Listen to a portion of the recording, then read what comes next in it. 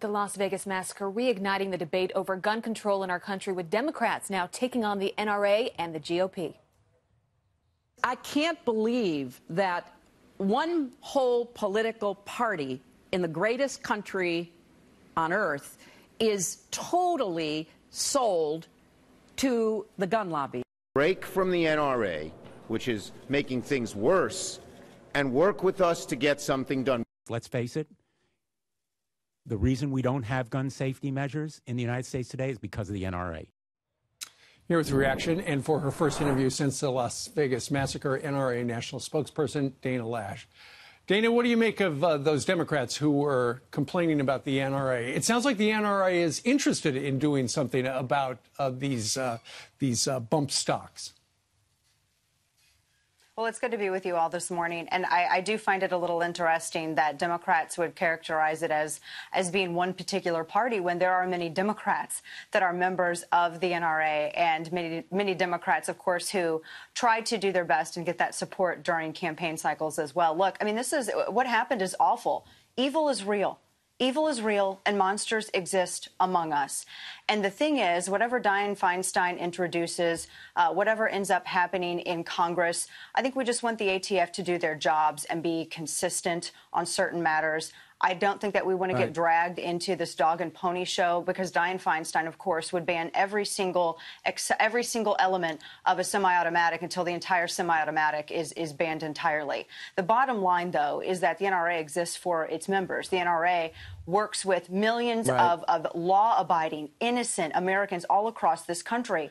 And, you know, we're keeping them in mind as well right now. And we're also thinking, I mean, think about this. I know, can I point out really quickly, though, yesterday, and it was said on this network yesterday, you know, your heart breaks for those who were wounded and those who were killed in Las Vegas, and many among those were also NRA members. And I think that, you know, this idea that we're going to politicize something before an investigation is even concluded just hurts the heart even more. Can I ask this? What would the NRA say? What would you say to folks that make the argument, no one needs an assault rifle, no one needs to own a weapon that is simply out to kill dozens of people at a time? How would they respond to that?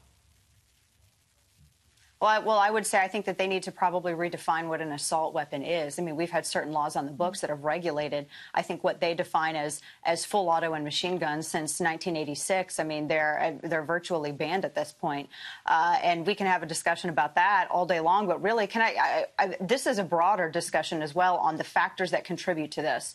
I want to look back at what happened in Virginia Tech. I want to look back at what happened in Aurora. I want to look at what happened in Tucson, because there's a common element of very troubled individuals, some of whom are on psychotropic medications, some of whom are seeing mental health professionals. And for instance, in Aurora, this mass murderer was telling his health professionals that he felt like he was going to kill a lot of individuals, and no one followed up on it. In Virginia Tech, Swung Hui Cho, also the same thing. He went and met with a court. They encouraged him, asked him to go and receive medical screening. He was to receive mental health screenings, and he fell through the cracks. Look, here's the bottom line. As I said, monsters exist. And it's a scary thing. It's a scary thing to realize that evil is amongst us. And while Congress wants to figure out how to elicit cooperation from criminals, our members, and not just our members, but millions of innocent Americans just want to know what they can do to protect themselves from those monsters. Right. And in the big picture, we only have 20 seconds left. How do you feel about these devices being taken out?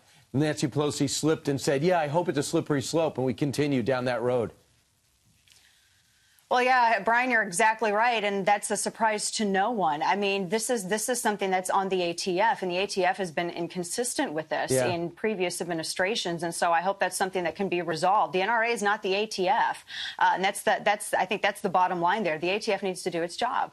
All right, Dana Loesch joined us today from Dallas. Dana, thank you very much. Dana, good to see you this morning.